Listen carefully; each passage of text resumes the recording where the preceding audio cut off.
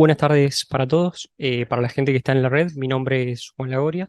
Yo soy uno de los residentes de cuarto año de acá de la Residencia de Cardiología del hospital. Y en esta oportunidad voy a presentar las principales características y conclusiones de uno de los trabajos que se presentó en ACC de este año 2023. Y además fue publicado, como está la portada ahí, en la revista New England Journal of Medicine. Este trabajo versa sobre la intervención coronaria percutánea compleja, ya sea guiada por imagen intravascular o guiada por angiografía, y está hecho por un grupo surcoreano. Como introducción o background para la realización del estudio, ellos tienen en cuenta como hito histórico que la ICP realizada con stents liberadores de fármacos de segunda generación ha significado un gran progreso en cuanto a los resultados angiográficos y clínicos si lo comparamos con lo que era la era previa con los stents metálicos o los stents liberadores de fármacos de primera generación. No obstante, la ICP en las lesiones coronarias complejas sigue siendo un escenario particular donde, comparados con las lesiones no complejas, se evidencian peores resultados clínicos. A propósito de esto, las imágenes intravasculares, IVUS, que es la ecografía intracoronaria, y OCT, la tomografía de coherencia óptica, dan muchas ventajas respecto a la angiografía convencional. Por un lado, permiten evaluar características de la lesión una vez que se va a realizar la angioplastia, saber cuál es el tamaño apropiado del stent que se va a colocar, cuál es la zona de apoyo correcta para evitar mala posición, y después se puede ver parámetros de optimización una vez colocado el stent, como que haya quedado bien expandido y descartar la presencia de disección.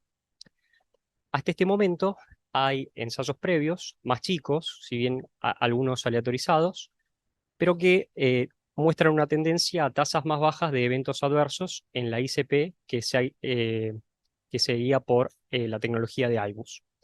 Justamente por eso, por su pequeño tamaño muestral y la falta de inclusión de criterios de selección para las lesiones coronarias, es que no son definitivos en cuanto a la indicación.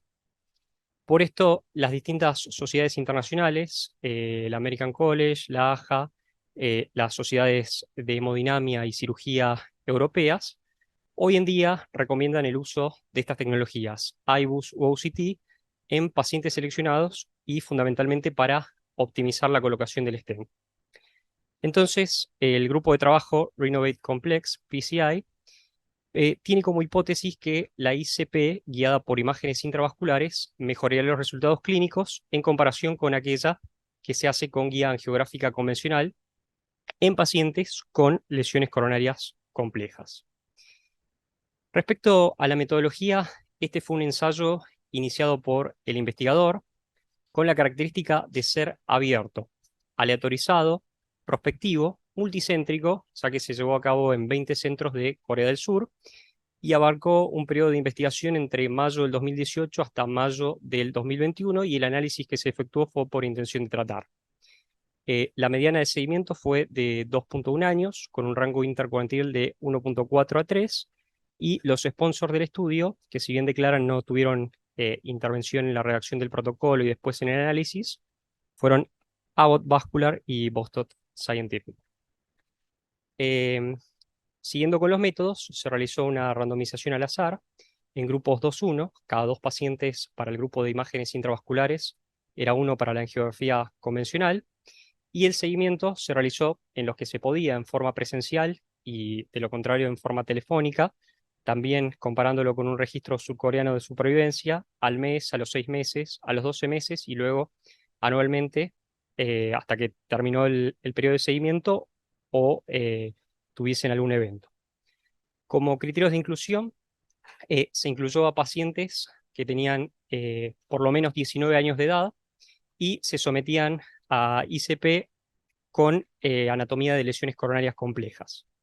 Los criterios de exclusión fueron las lesiones que no eran pasibles de ICP, esto dado a criterio del operador, pacientes que se encontraban en shock cardiogénico o en el caso de lesiones agudas que ingresen en KILIP 4, si eran síndromes coronarios con elevación del ST, pacientes que tengan hipersensibilidad o contraindicaciones farmacológicas a fármacos que iban a recibir durante la intervención o posterior, por ejemplo, la anticoagulación con heparina, al everolimus o a la antiagregación posterior, el embarazo y la lactancia. De esta forma, 1.639 pacientes fueron sometidos a randomización, 1.092 fueron al grupo de PCI con imagen guiada por imagen intravascular y 547 al grupo de angiografía convencional. Eh, Se analizaron todos estos pacientes bajo el concepto de que era por intención de tratar y en la inmensa mayoría de los casos el acceso que se hizo en la coronariografía fue por vía radial. Ahora bien, eh, las definiciones para lesiones coronarias complejas fueron bastante claras e incluían las siguientes.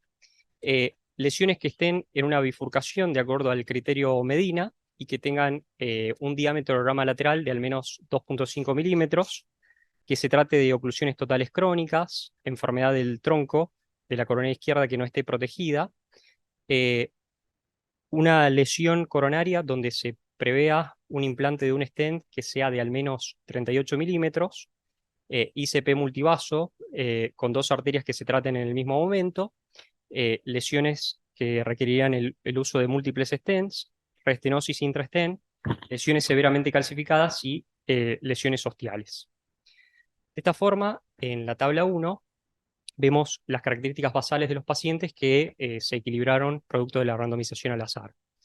La edad media fue de 65 años, un 79% de los pacientes fue de sexo masculino, y respecto a la presentación clínica por lo cual se realizaba la ICP, 50% se trataba de enfermedad isquémica estable, y en el otro 50% eran síndromes coronarios agudos con mayor prevalencia de angina inestable. Eh, Habíamos visto en la diapositiva anterior cuáles eran las características que daban a una lesión el carácter de compleja, y sobre esto vemos que las lesiones extensas, es decir, aquellas que requerían un implante de un stent de por lo menos 38 milímetros, eran más del 50% del total de las lesiones que se abordaron. Para la intervención se realizó angioplastia con stent liberadores de everolimus recubiertos de polímero biodegradables o biocompatibles. La elección de la tecnología para guiar la imagen intravascular, IBUS o OCT, se hizo a discreción de los operadores, y lo que decía el protocolo es que se podían usar en cualquier momento, pero era condición sine qua non que se utilicen una vez colocado el stent para determinar la optimización. Y los criterios de esto eran que haya tenido una expansión suficiente, la ausencia de mala posición o disección coronaria iatrogénica. En el caso de que esto sucediese, se debería realizar dilatación adicional, implante de otro stent o reevaluación. Bueno, decíamos que el tipo de tecnología que se iba a usar era a discreción del operador, y casi un 75% de los casos se llevó a cabo con el uso de IBUS y el restante con OCT. La inmensa mayoría de los procedimientos, casi 99%, fueron exitosos y, como decíamos, por vía radial. Los endpoints que se exploraron, bueno, como primario tenemos un compuesto dado a llamar Target Basal Failure, que sería algo así como falla del vaso diana a revascularizar, y esto incluía muerte por causa cardíaca, infarto vinculado con el vaso diana y revascularización de ese mismo vaso que sea impulsada clínicamente. Los outcomes secundarios fueron los componentes individuales del outcome primario, falla en el vaso diana, pero sin incluir el infarto relacionado con el procedimiento, infarto relacionado con el vaso diana o muerte por causa cardíaca y trombosis del stents, entre otros, que se exploraron. Como outcome de seguridad son varios, se incluyeron la ruptura coronaria, la reintervención de emergencia, el desarrollo de insuficiencia cardíaca, shock cardiogénico, reacción anafiláctica, taponamiento, hemorragias, ya sea del sitio de punción o cualquier otro tipo de hemorragia, disección arterial y el desarrollo de arritmias graves. A propósito de los resultados, si vemos el endpoint primario, el combinado, en el grupo de imagen intravascular hubo un total de 76 casos, lo cual da una incidencia acumulada de 7,7%, y en el grupo de angiografía 60, con una incidencia acumulada de 12,3%. Acá se obtuvo significancia estadística, el hazard ratio fue de 0,64 y el intervalo de confianza no atravesó la unidad. En los endpoints secundarios se destaca que, desglosando los del primario, el único que no atraviesa la unidad en el intervalo de confianza y que tiene un hazard ratio de 0,47 es la muerte por causa cardíaca. Y a partir de ahí surgen que las combinaciones de que la falla del vaso diana, excluyendo el infarto relacionado con el mismo procedimiento, y la falla del vaso eh, producida por infarto o muerte por causa cardíacas, que son combinaciones que incluyen a la muerte por causa cardíaca, también tienen significancia estadística. Y lo que eso se señala en el trabajo, un caso de stent trombosis en el grupo de imagen en el grupo de angioplastia guiada por imágenes intravasculares, y 4 en el de angiografía, y esto no representó diferencias significativas. Bueno, acá se grafica en las curvas de Kaplan y Meier el endpoint primario, donde se ve una separación desde el inicio, pero también es de destacar la presencia de eventos ya desde el inicio, esto dado por el infarto relacionado con el mismo procedimiento. Repetimos, el hazard ratio de 0,64 con un intervalo de confianza que no atraviesa la unidad y una P de 0,08. En el caso de la falla del vaso diana, pero en este caso excluyendo el infarto de miocardio, que se ve que saca los eventos iniciales, también tiene un hazard ratio de 0,59 con un intervalo de confianza que no atraviesa la unidad. Otra cosa a destacar es que esto que mencionábamos de la optimización del stent se realizó en el grupo de imágenes intravasculares en 496 de 1092 pacientes, es decir, el 45,4%. En IBUS fue el 42% y en AUCT el 56%, mientras que en angiografía convencional 58,9%, es decir, un porcentaje ligeramente superior pero similar. Y esto que encontramos en el apéndice suplementario son las diferencias entre los eventos del outcome primario guiado por, que lo usan como exploratorio, guiado con la angiografía convencional, que son mayores, en la angioplastía que se realiza sin optimización del stent, y por último, lo que ven en la exploración es que en los casos donde se realizó optimización del stent, todavía la tasa de eventos es menor. Bueno, acá vemos los resultados que se observaron en los distintos subgrupos. Para el outcome primario, como decíamos, había diferencias, pero bueno, es de destacar que la mayoría de los eventos provenía de lesiones largas, pero no se ven diferencias o el intervalo atraviesa la unidad en casos de otros tipos de lesiones, como por ejemplo verdaderas bifurcaciones o lesiones multivaso. Los autores declaran como limitaciones del estudio el hecho de que este fue abierto y los operadores sabían a qué rama iba cada paciente que se randomizó. La optimización del stent ocurrió solamente en un 45,4% de los pacientes. Bueno, como era de esperar, en el grupo de angiografía la optimización se usó mediante una evaluación cuantitativa. Más de la mitad de la población, si bien se hizo en 20 centros de Corea del Sur, se hizo en un solo centro, lo que hace complicado extrapolar los resultados, y declaran también que por el costo que suma la implementación de esta tecnología y estas imágenes, es necesario realizar análisis de costo-efectividad para la toma de decisiones clínicas. En la discusión, se declara que la ICP guiada por imágenes intravasculares, haciendo énfasis en que se trata de lesiones complejas, se asoció con menor incidencia del evento combinado de muerte por causa cardíaca IAM relacionado con el vaso Diana y revascularización del vaso Diana impulsada clínicamente comparado con la ICP que se hacía por angiografía. No hubo diferencias en en la incidencia de eventos de seguridad y el beneficio se observó consistentemente en varios tipos de lesiones complejas. Muchas gracias. Bueno, Juan, muchas gracias. Obviamente, acá está todo el grupo de hemodinamia que va a discutir un poco más. Nosotros le vamos a preguntar desde el punto de vista clínico, por supuesto, ¿no? Siempre la pregunta de todos es si para ustedes era una pregunta realmente válida esta y si este estudio va a cambiar las cosas, ¿no? Es lo que nos preguntamos nosotros, desde el punto de vista de ustedes. Después, seguramente en la discusión algunos preguntarán algunas cosas más. ¿Vale?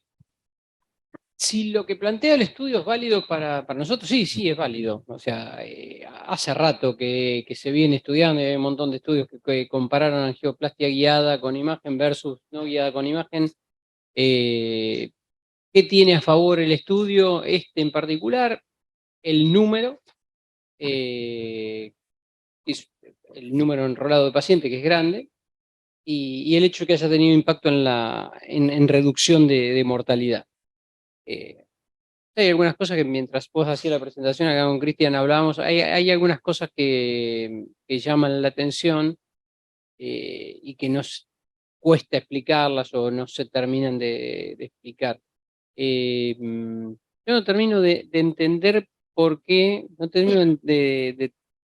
me termina de cerrar por qué ese porcentaje de, de pacientes que lo guiaron por imagen y no optimizaron el stent, a pesar que debería haber sido optimizado. No entiendo por qué, no sé si es porque el operador tuvieron error en la medición in situ, mientras estaban tratando al paciente y el operador no lo consideró mal posicionado al stent y después lo terminaron considerando mal posicionado a la hora de analizarlo en el Core Lab y por eso no se optimizó. Pero la verdad no entiendo por qué en el grupo de pacientes que guiaron la angioplastía con imagen y si se podía optimizar, no lo optimizaron, porque es como hacerle imagen a algo, ver que un stent está mal y dejarlo mal. No tiene mucho sentido. Sí, en ese sentido, bueno, no está puesto acá porque iba más hacia lo técnico, pero en el artículo se explicita cuáles eran los criterios de angioplastia exitosa. Sí, sí. Entonces, bueno, sí, también lo que usted comenta, mucho estaba guiado por la discreción del operador, pero entiendo que esos pacientes donde no se optimizó era porque probablemente para los criterios que ellos tomaban, la angioplastia había sido exitosa. Pero bueno, igual no se entiende.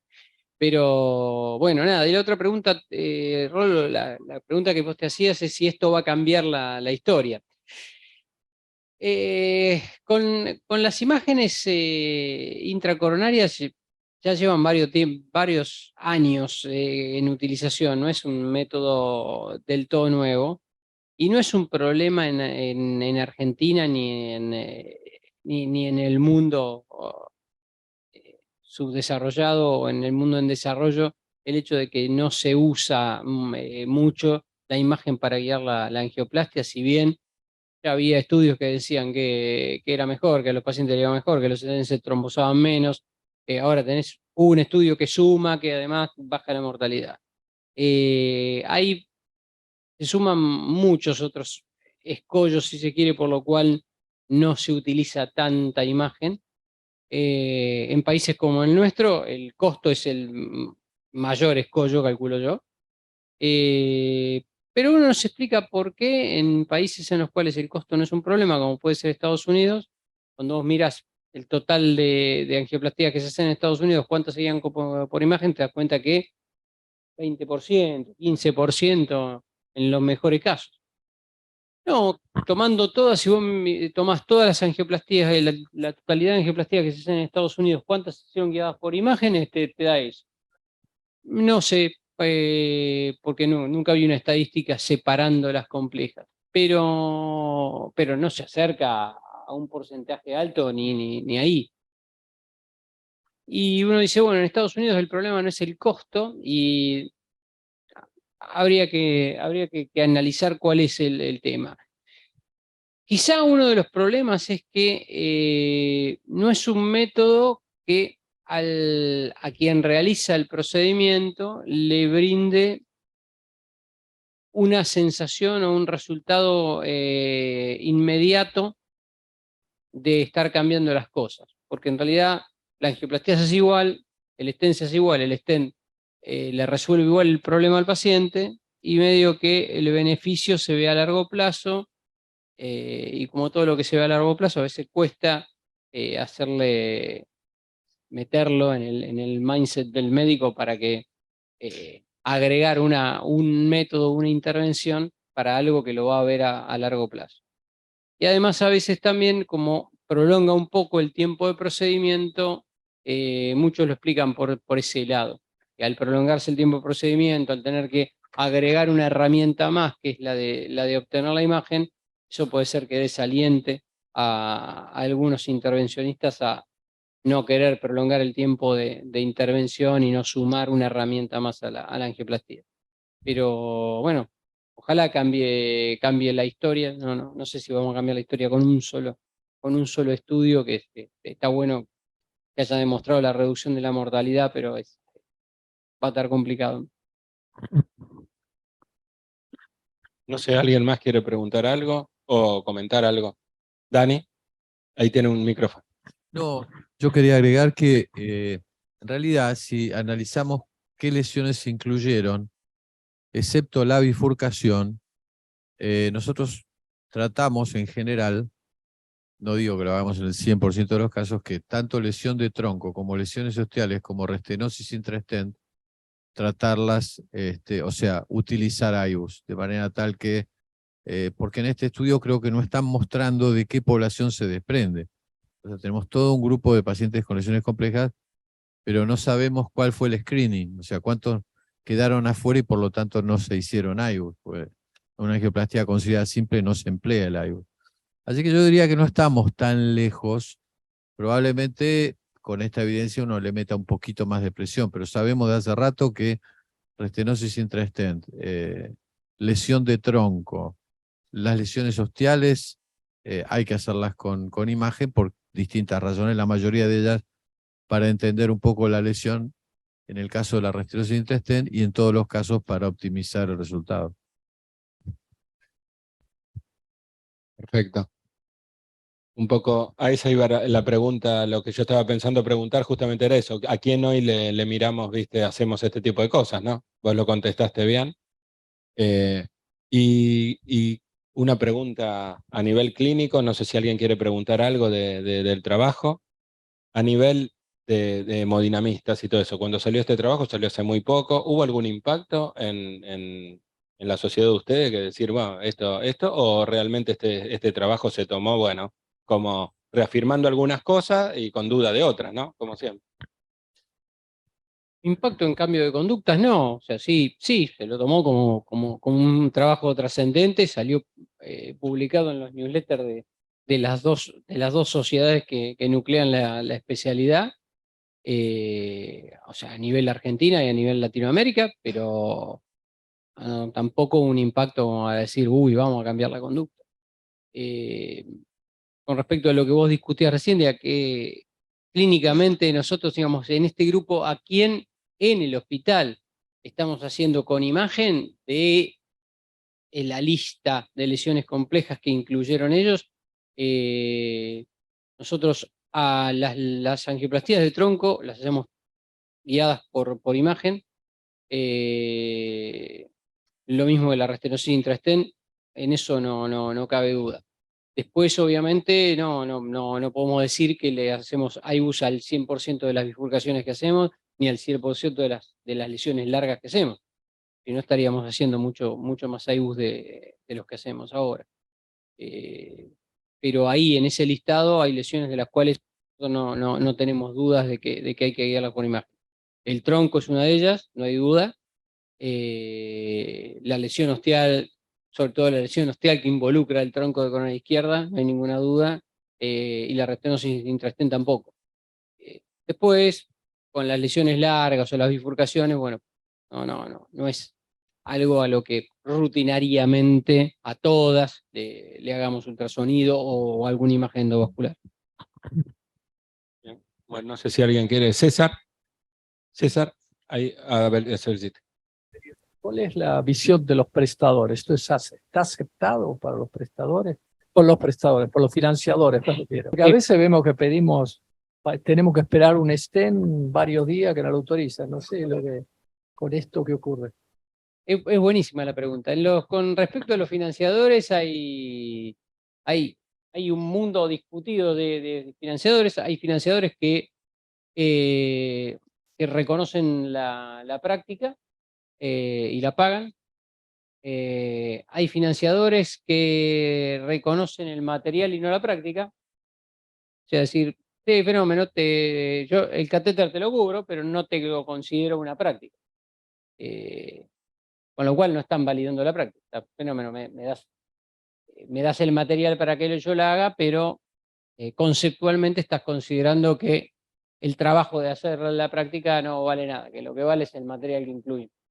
Y hay otros que directamente ni la reconocen ni la autorizan y te dicen, fenómeno, vos la querés guiar por imagen, cargátela dentro del módulo que te pago yo de angioplastía y arreglate. Yo te pago el módulo y le quieres hacer ahí, vos hacelo y te lo vas a cargar ahí adentro. Hay que convivir con esos mundos.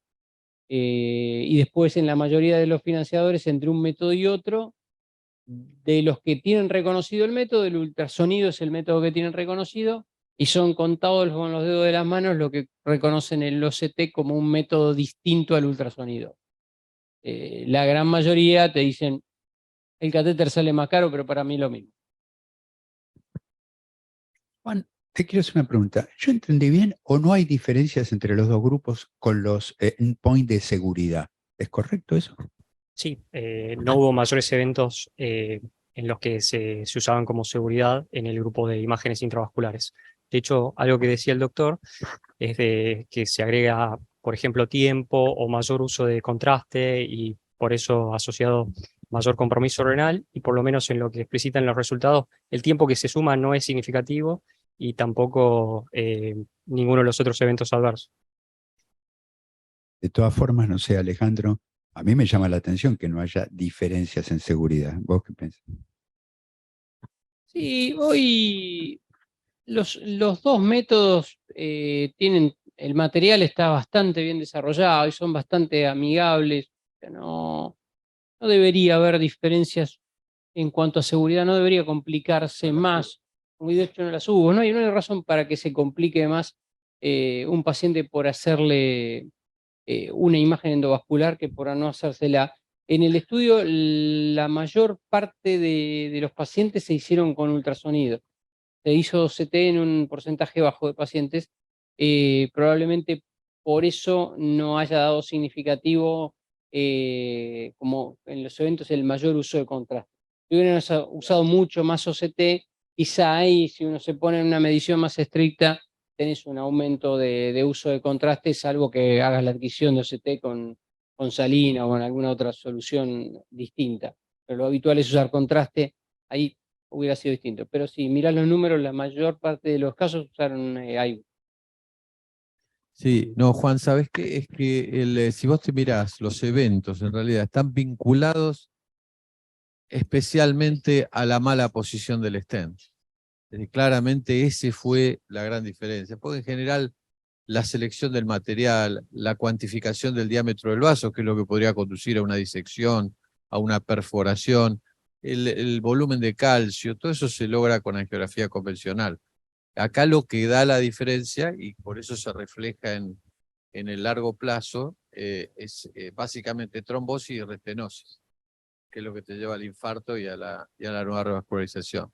Y que estas lesiones, justamente las que nosotros comentábamos, son las que más tendencia tienen a que el stent no quede bien aposicionado, y entonces después te trae esas consecuencias.